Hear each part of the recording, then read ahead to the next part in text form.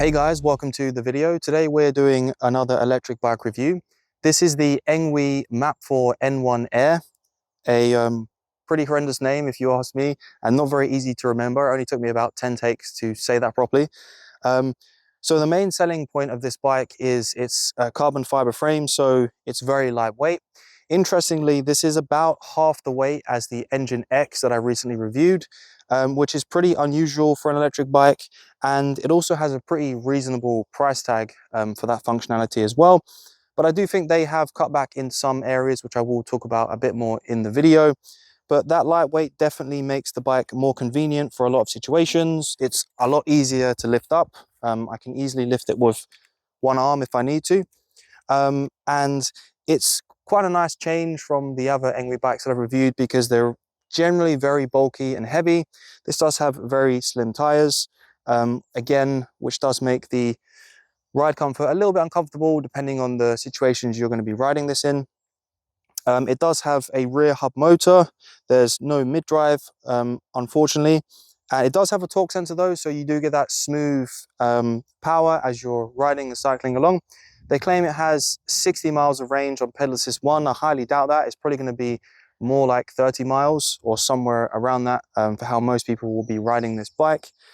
And yeah, I'll be taking you through all of the features that this bike has in the rest of the video. As always, please remember this product was sent to me for free for review. And if you'd like to buy this product and also support my channel, you'll find a link down below. The unboxing experience for this e-bike is very similar to other electric bikes, including other ENGWE bikes that I've reviewed before. And the plus side of it being lighter does make it a little bit easier to maneuver around when you're trying to assemble it and put bits together. It's pretty straightforward, and I think most people won't have any problems.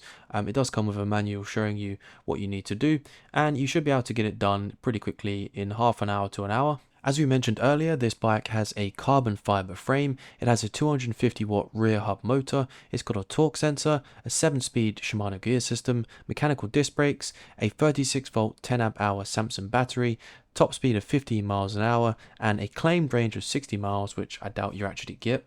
With that out of the way, let's talk about the design of this bike and what I think of it. Of course, this is subjective and you might completely disagree with me, but I did quite like the matte green color. I was pleased to see it wasn't shiny at all, as green is not a color I would normally go for, but I really didn't mind this one.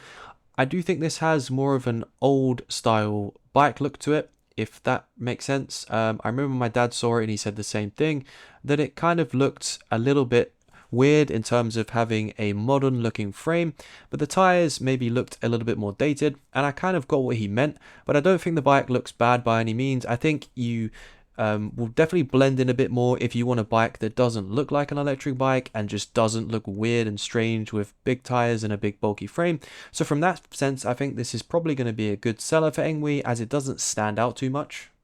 The 36 volt 10 amp hour Samsung cell fits into the frame very nicely, and I think they've integrated it pretty well. It looks neat and just matches the style of the frame and doesn't add any bulk in a noticeable way. Let me know what you think of branded cells. I've heard some mixed opinions from people if they think it's worth spending the extra money for them. The battery of course can be charged in or out of the bike, and unfortunately there's no fast charging, so this is going to take you approximately 5 to 8 hours to fully charge this battery. And finally, when it comes to the design, I was a little bit disappointed to see that the front light was built into the main system, but the rear light, however, is a solar light.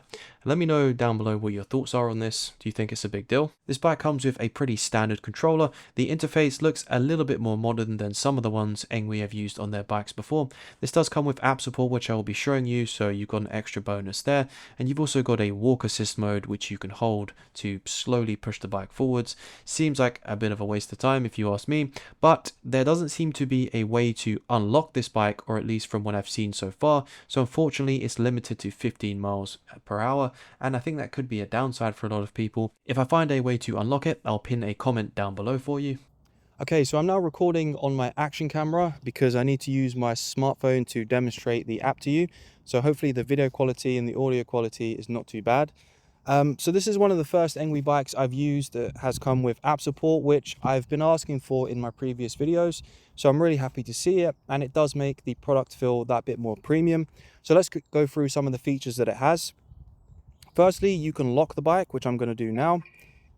And this essentially means if someone tries to move the bike, it's going to play like an alarm sound. Rather annoyingly, I noticed this kept coming back on by itself. So when I was setting up the bike and getting ready to come out, I went inside and came back out, and then any time I touched the bike, the alarm would go off and I'd have to go back into the app and unlock it, which was pretty annoying.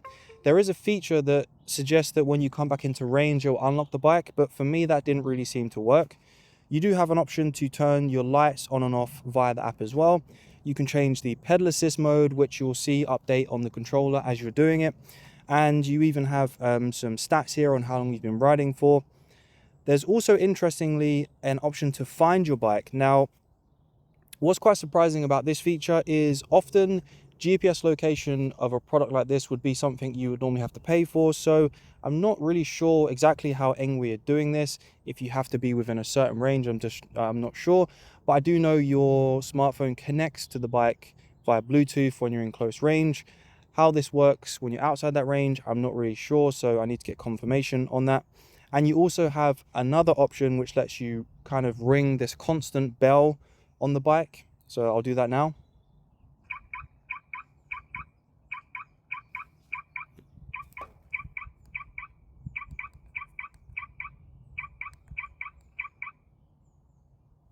I'm not really sure how you cancel that one once you start it. I think it just goes for a certain duration and then stops by itself. So finally, how does this bike actually feel to ride? So if you're riding down a flat street like this, it feels amazing. There's some circumstances where it doesn't feel so good, and I'll explain to why. And they're probably going to be pretty obvious to some of you who've ridden a bike like this before. But let me talk about the positives. So this bike has a really smooth feeling torque sensor, and for me it felt way better than any other torque sensor I've used on any of ENGWE's bikes before. Now this might just be due to this bike being half the weight of the other bikes before. That could just simply be why it feels so much smoother. But riding this bike, it's very easy to forget you're actually riding an electric bike, and this is a really nice feeling. And I know for sure there's going to be people out there who want a bike that looks normal, doesn't make any like weird sounds or anything. It just looks like a normal bike, but has that smooth torque sensor and smooth pedal assist to just make getting around a little bit easier. If that's what you're looking for, this bike is absolutely great at doing that, and I really enjoyed riding it on these smooth roads like this. However, where I didn't really enjoy riding this bike as much was any circumstances where I had to go on some terrain that was a little bit more bumpy. Even when I was just riding along some of the cycle paths, there's some areas that aren't exactly smooth. There's some potholes in the ground and stuff. In these situations, this bike is less enjoyable, and the reason is obvious. It doesn't have any suspension, it doesn't have any seat suspension, it has a pretty thin, small seat that doesn't have a ton of padding. So that was really the only time I didn't really enjoy riding this bike, and I think for me, it's more of a personal thing. When I'm riding a bike, I want it to be a little bit more multifunctional in the sense that it's nice to ride on the road, and it's nice to ride doing some mild off-roading. When I say, I was going over bumps and stuff, I didn't take this down like any crazy hills or anything like that. I'm literally just talking about riding down the street and maybe going through a park with some gravel and that type of stuff, and a few bumps here and there. My friend who I was riding with actually was quite surprised when I said that it didn't feel as comfortable as some other bikes, and he said he didn't really think that the lack of suspension would really make much difference until he rode it himself, and then he completely agreed with me that it feels amazing when you're riding on the road, which I think is what most people will be using this bike for. So I don't think it's going to be a problem for most people. It's just to make you aware, if you are going to be getting this bike and you're going to be going down some paths or maybe some cut throughs where you've got to do a little bit of off-roading, it's not unusable. I'm not saying that, but the riding experience does degrade quite a bit. By that I mean you're just going to feel every bump, and after a while you are going to get a bit of a sore bum, and it's probably going to be a bit inevitable. Sure, over time I think you would adapt, and it's going to be easier and feel more comfortable once you get used to the bike, but it's just something to bear in mind if you want something that is able to handle some like mild off-roading. This might not be the bike for you, so you might want to consider looking for something else. But As I said, this is the only bike I've ridden so far from ENGWE that really made me feel like I was riding a normal bike. The torque sensor was that smooth. You could just hear, you know, like a little bit of a noise from the motor, but I think they've really nailed that experience of feeling like you're riding a normal bike, if there is such a thing anymore, or at least as close as you could get to it, being on an electric bike. And that weight or lack of weight really adds to that feeling as well. You don't feel that weight that you normally feel on most electric bikes. My friend picked it up and he was like, this actually feels lighter than some of the normal bikes that I have. So from that point of view, this bike I think is probably going to be a big seller for a lot of people who want to use it in that specific situation of riding along mainly on the road. Do bear in mind, as I said earlier though, I haven't yet found a way to de-restrict this bike. I have emailed ENGWE, hopefully they come back to me. So this is restricted to 15 miles per hour. If you're a very experienced cyclist, this might feel quite slow to you, so just bear that in mind. It does have that restriction in place at this time. Let's talk about my final thoughts for this product. I think I can sum up pretty easily on who I would sell this bike to, or at least recommend to if they ask me about it. And it would be if they simply said, I want an electric bike that doesn't really look like one, doesn't feel like one to ride, and is just an enjoyable, smooth riding experience. This is what I would recommend because I feel like it does that so well. And I haven't ridden an electric bike that has given me that feeling more than this one, so it would be a very easy recommendation in that sense. And I think if it's for more experienced riders who need to do a little bit of off-roading and want to be a bit faster, maybe this bike wouldn't be for them. And that brings us to the end of the video. I really hope you enjoyed it. If you did, please give it a thumbs up. If you're thinking about purchasing this product and you would also like to support my channel, you can use the link down below to do so. And if you're new here, please consider subscribing for more videos like this one.